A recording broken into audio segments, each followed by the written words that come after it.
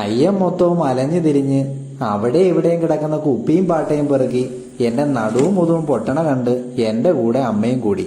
എന്നാ പിന്നെ കളറാക്കാന്ന് ഞാനും കരുതി.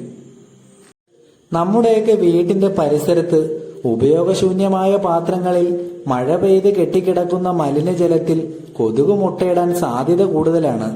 അങ്ങനെയുള്ള പാത്രങ്ങളിൽ വെള്ളം കെട്ടിക്കിടക്കുമ്പോൾ ആ വെള്ളം ചരിച്ചു കളഞ്ഞിട്ട് ആ പാത്രം കമഴ്ത്തി വെക്കുന്നത് നല്ലതാണ്.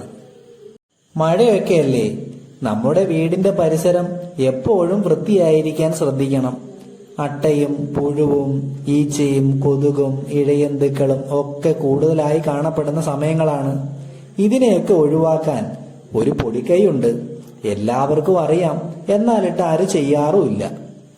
ആഴ്ചയിൽ ഒരു പ്രാവശ്യമെങ്കിലും ബ്ലീച്ച് കലക്കി പരിസരത്ത് കുടയുകയോ വിതറുകയോ ചെയ്യുകയാണെങ്കിൽ പരിസരം ഒക്കെ വൃത്തിയായിരിക്കുകയും ചെയ്യും, നമ്മുടെ ആരോഗ്യത്തെ സംരക്ഷിക്കുകയും ചെയ്യാം.